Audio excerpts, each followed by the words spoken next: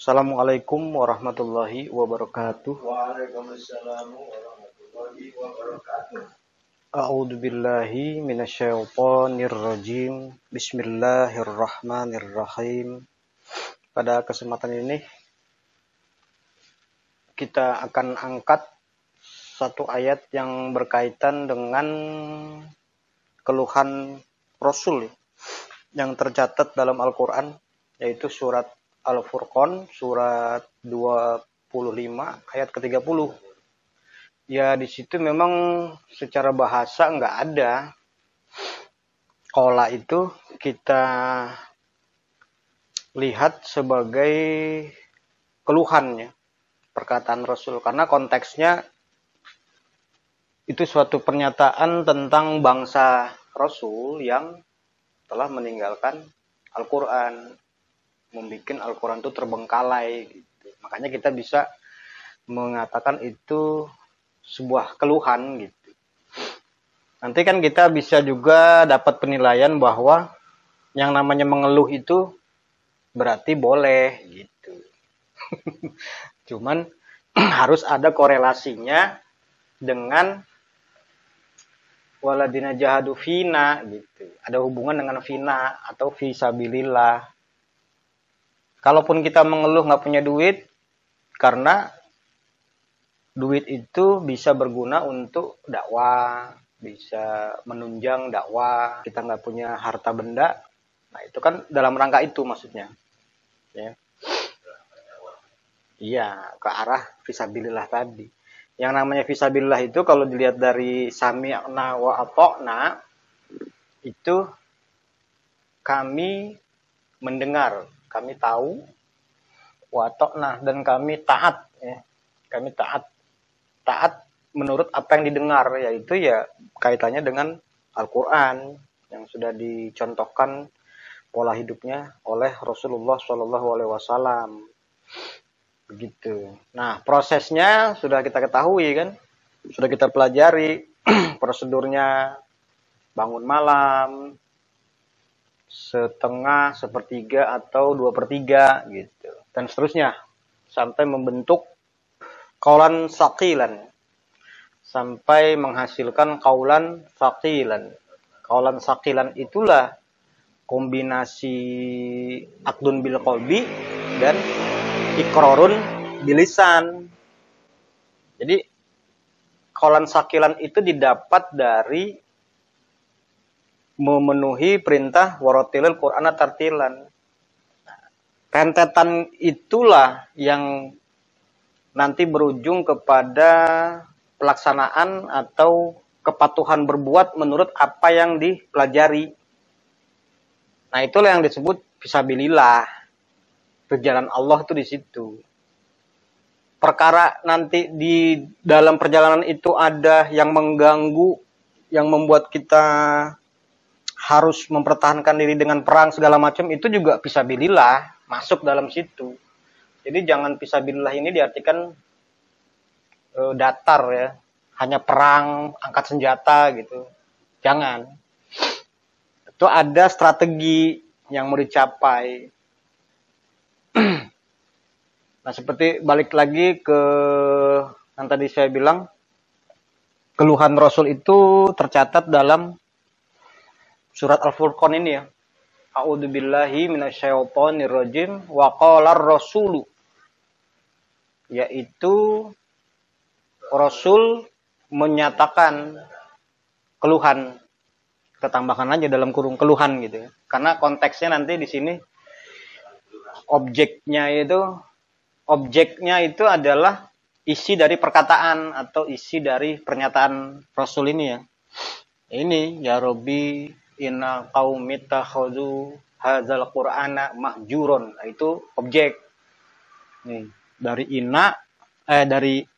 dari ya Rabbi sampai mahjuron itu objek dari qala. Jadi di sini kalimatnya kalimat kata kerja.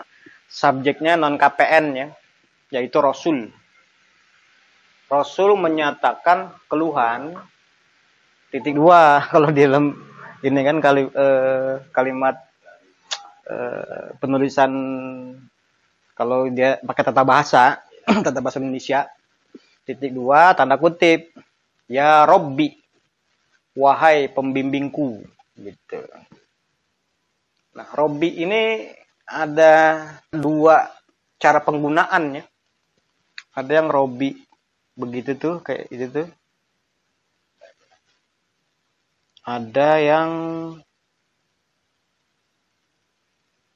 Robbi begini.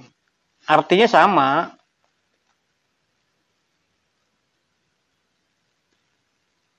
Pembimbingku juga, tapi penggunaannya berbeda. Kalau ini digunakan untuk ada seruannya gitu ya. nggak ada. Kalau ini pasti nggak ada seruan. Bukan yang diseru pasti ya kalau yang ini. Kalau yang ini pasti yang diseru. Gitu. Paham ya? Ini nanti kalau di Quran jangan heran gitu. Ada ya, ada tidak. Pasti di sini kalau ini nggak ada ya, itu nggak ada. Nah, ini baru ada kayak ini contohnya. Ya Robbi, wahai pembimbingku, inna qaumit takhuzu. Sesungguhnya kaumku, bangsaku, ya kan? Ittakhadha yattakhidu ittikhadzan. Artinya membikin objek 1 menjadi objek 2. Dia membawa 2 objek. Ittakhadha yattakhidu ittikhadzan itu membikin objek 1 menjadi objek 2. Jadi di dalam secara keseluruhan kalimatnya itu kalimat kata kerja yang terdiri dari subjek non KPN, kata kerja dan objek. Nah, di dalam objek juga ada kalimat kata seru. Ada ya di sini kan. Nah, dalam kalimat kata seru ini juga ada kalimat campuran. Ya kan? Ada ina di sini kan. Jadi lapisannya begitu. Harus paham sebelum menerjemahkan maksud saya. Di dalam kalimat kata seru ada kalimat campuran. Campurannya berarti dari sini inna qaumi takhuduli hadzal qur'ana mahjuron. Jadi pokok kalimatnya qaumi, keterangan kalimat pokok kalimatnya qaumi, keterangan kalimatnya ini gitu. Dalam kalimat campuran pun nanti keterangannya pun, kalau campuran itu kan keterangannya juga merupakan kalimat. Keterangannya ini kan, gitu. Jadi itakhozu, mereka membikin objek 1. 1 berarti ini. Membikin, sebenarnya ini ya, ini badal. Ini posisinya patah.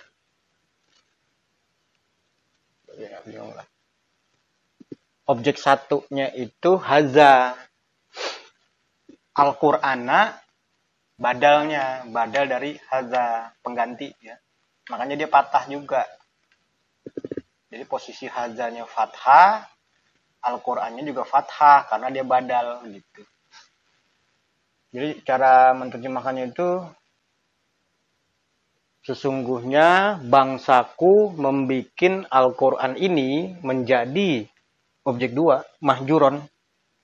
Mahjuron itu dari hajaro, ya juru, hajron, meninggalkan. Meninggalkan Quran itu menjadi, membikin Quran itu terbengkalai gitu. Jadi bisa dikatakan terbengkalai.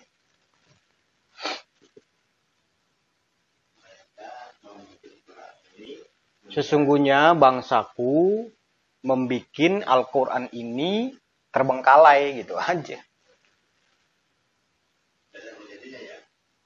Ya menjadi terbengkalai juga bisa. Sesungguhnya bangsaku membikin Al-Quran ini menjadi terbengkalai gitu. Kalau sudah mau mewakili misalnya mewakili kayak apa, nggak usah pakai menjadi, dia sudah memberikan makna aja nggak apa-apa, nggak pakai itu. Tapi kita harus tahu posisi atau fungsi ya, bahwa itu adalah objek 2 gitu. Mahjuron itu objek 2. Kalau soal penerjemahan mah yang enak dalam bahasa Indonesia aja maksud saya. Kayak menjadi itu kan dia bridging aja, jembatan. Kalau aslinya kan kayak gini nanti kalau secara letterleknya kan. Sesungguhnya bangsaku membikin atau menjadikan Quran ini terbengkalai. Begitu aja.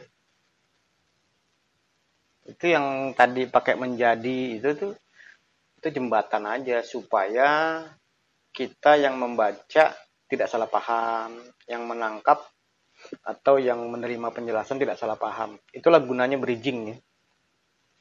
Jembatan. Habis ya, cuma satu ayat ini udah. Jadi bukan maksud dalam arti Quran ditinggalkan adalah mushafnya gitu ya. Mushafnya ya termasuk mushafnya juga kalau memang isinya nggak dipahami. Yang dimaksud ayat Quran itu kan yang fungsi misalnya hudan lil muttaqin, ada musaddiqon, ya kan, ada al-furqan, ada dia sebagai ilmu. Banyak kan nama-nama fungsi ilmu berupa Al-Quran itu banyak. Itulah yang ditinggalkan gitu. Jadi begitu dengar kata Quran, ingatan kita ini orientasinya jangan ke mushaf.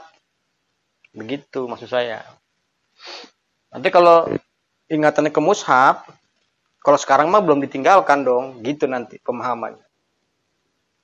Isinya maksudnya, isinya itu meliputi fungsi-fungsi. Fungsi-fungsi dalam Al-Quran itu apa gitu. Itulah yang ditinggalkan oleh bangsanya Rasul. Ya contohnya aja kan banyak sekarang itu. Kalau secara kita mau bongkar-bongkaran itu, fungsi hudan yang isinya adalah dinul haq, ya kan? Dinil haq kalau dalam surat itu kan sudah bisa dibilang udah nggak ada fungsinya. Tinggal tulisannya aja. Din itu digunakan dalam arti sempit melulu menjadi tidak berfungsi, terdegradasi dia. Sekarang kan agama itu hanya mengurus urusan properti, hukum waris, muamalah, pernikahan, ya kan? Begitu aja. Dia tidak kafatan linas, ya kan? Sementara di Quran dikatakan wa ma arsalnaka illa kafatan linas basyiron wa nadhiron. Nah, itu kaitan dengan misi atau kepentingan Allah dalam mengutus Rasul. Wa ma arsalnaka, tidaklah kami mengutus Anda kecuali untuk manusia secara keseluruhan. Kaitannya dengan ayat huwallazi arsala rasulahu bil huda wa dinil haqqi. Sama-sama mengutus di sana itu. Di sini kepentingan Allah dalam mengutus Rasul itu adalah untuk manusia secara keseluruhan sebagai basiron wa nadhiron, pemberi kabar gembira sekaligus pemberi peringatan akan laknatullah. Di ayat yang tadi waladzi arsala rasulahu bil huda, isinya adalah dinil haqqi. Berarti dinil haqqi itu linas, kafatan. Nyambungnya jadi begitu. Jadi pengutusan Rasul oleh Allah untuk manusia itu dengan membawa din. Din itu jadi untuk seluruh manusia. Sekarang din digunakan untuk ya segelintir orang aja. Kepentingan kelompok, pakai ayat-ayat dalam rangka untuk merebut kekuasaan. Kan ada begitu kan? Pakai agama tujuannya sebenarnya untuk merebut kekuasaan. Dalam Quran itu konsepnya bukan merebut kekuasaan, tetapi Allah mendatangkan kekuasaan. Bukan kita merebut kekuasaan, beda konsep dia. Mekanismenya otomatis juga beda. Itu kalau dibahas panjang ya. Nyentuhnya nanti ke politik praktis itu nanti. Sampai sini bisa tangkap nggak? Iya. Ini keluhannya. Jadi kaitannya dengan fungsi Quran itu sendiri. Kayak misalnya kan alam Al-Quran ya itu tadi ya. Diajarkan kepada manusia, yang diajarkannya pun belum atau tidak menyentuh isi ya. Hanya alat peralatan saja, tidak memberikan makna yang sebenarnya. Jadi tafsirnya aja masih antara yang ulama satu, ulama lain tuh masih berbeda gitu. Berarti belum mencapai dasar yang sama gitu. Walaupun mereka menyatakan dasarnya sama, yaitu Al-Quran dan hadis. Pada kenyataannya tafsirnya berbeda. Itu masih saling bertentangan gitu. Kalau nggak ada, langsung kita lihat beralih ke latihan ya.